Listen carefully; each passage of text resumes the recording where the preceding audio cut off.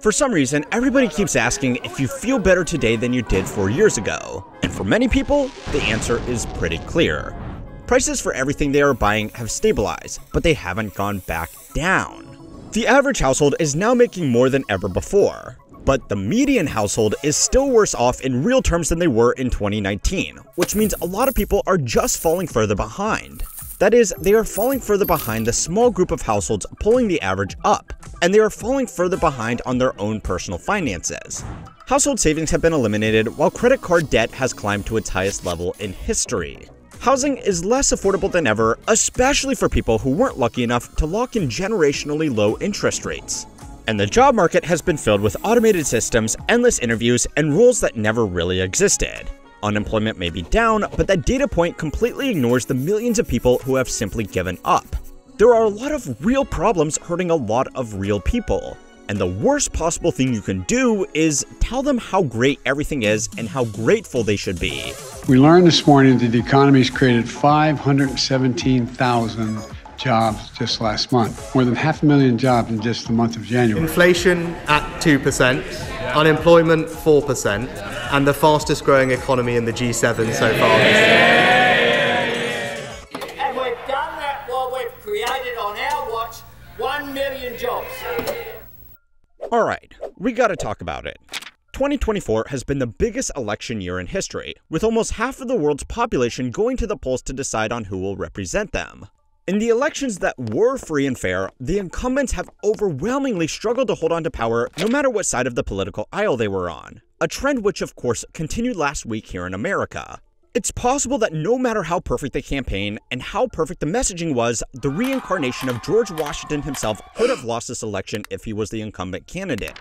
The reason for this huge shift though across all of these countries is that, yes, people are angry. According to poll after poll in country after country, the number one reason why people want change is because they feel like they have been financially falling behind over the last political term.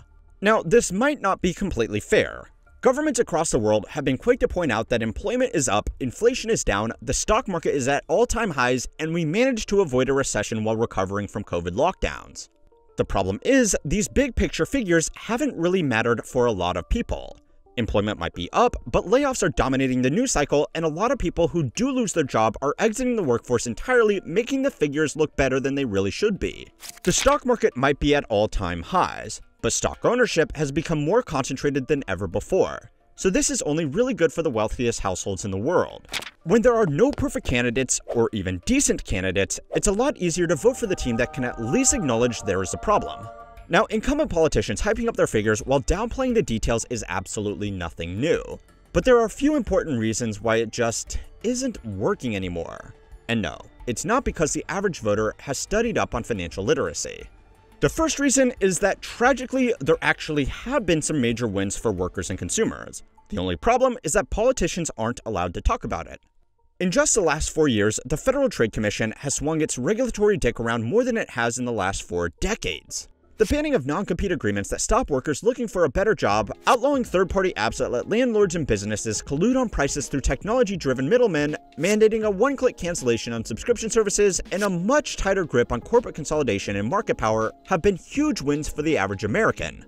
Being able to job hop for better pay and benefits can go a long way to improving household incomes and making businesses actually compete for your dollar rather than just resorting to scummy sales tactics or monopolistic behavior is a great way to make prices, more competitive. The massive turnaround in administrative effectiveness has been largely thanks to the appointment of Lina Khan, someone who we have mentioned a lot on this channel, because she seems to be the first FTC chair in the last 40 years who isn't just interested in lining up a partner position at a corporate law firm after their appointment is up.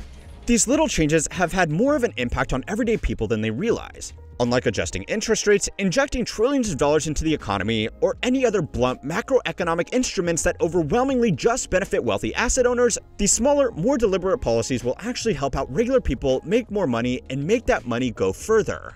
The reason that Dems weren't screaming about these achievements through a megaphone throughout the entire campaign is because it hurts the feelings of one particularly sensitive minority group: billionaires. Wealthy asset owners on both sides of the aisle overwhelmingly hated the FTC actually doing their job. Political donors and media outlets on either side wanted her gone at any cost. Unfortunately, the work of the FTC is boring. And people won't know about it if they aren't told about it. And people weren't going to be told about it because both sides were hoping to quietly make it go away after the election. Trump is clearly going to fire her on day one as he appoints new staff. And dealmakers have made no secret of the fact that they are going to push through a lot of mergers and acquisitions over the next year that just wouldn't have been possible with a more active FTC. Unsurprisingly, corporate consolidation like this might be great for investors, but it's terrible for consumers and workers. Stopping this was a clear win that nobody wanted to take credit for, and that's just the first reason. So it's time to learn how money works to find out why telling people how great things are has been such a terrible message. This week's video is sponsored by Delete Me. Delete Me is a subscription service that removes your personal information from data brokers across the web. These companies collect and sell data, often without your consent, but Delete Me steps in to take control back. With Delete Me, your data is removed from hundreds of sites that collect everything from your name to your address, and they keep up with removals all year long. It's a powerful tool for protecting your privacy and reducing your exposure to things like identity theft and unwanted solicitations. I've personally been using Delete Me, and it's amazing to see just how much of my information they've found and removed. Their reports are super detailed, and knowing my data is actively being taken down is a huge relief. And Delete Me offers plans for the whole family because data brokers often share info about relatives too. Take control of your online privacy. Remove your personal information from the web at the link in my description and use code HMW for 20% off. Go to joindeleteme.com/HMW. Now, the last thing the world needs is another Z-list influencer on the internet telling people how they should feel about an election, especially since it's been 2 weeks late now. But I still think it's important to acknowledge my own biases on these issues. I grew up in Ohio in a town made up of working-class families, went to Ohio State, and then moved to California to work in high finance before making this channel, which mostly produces videos about what big institutions are doing to screw their consumers, their employees, and occasionally even their investors. I am uniquely lucky to have experienced the concerns of working-class families and the wealthiest people in the country while putting together deals for their companies. Minus a little bit of ideological flexibility and some eyeliner, my background is almost identical to the vice president-elect. And even though it's absolutely none of your business, by watching my videos, it should be clear who I voted for. But yet, it isn't. There is one common theme throughout every video I make, and whether you realize it or not, it's probably why you keep on watching my goofy animations every week. It's simply the acknowledgement that there is actually a problem to begin with. Here in the People's Republic of California, cities are spending billions of dollars to address homelessness, and it's only getting worse. The programs have been widely criticized for being ineffective with no clear delegation of responsibility.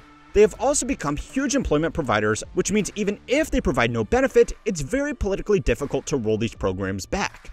Now, the solution isn't to outlaw homelessness, but it's also not rebranding the issue and asserting that it's not a problem to begin with. Because even the highly progressive people in these cities can only deal with so much San Francisco snow before they insist that the problem is at the very least acknowledged.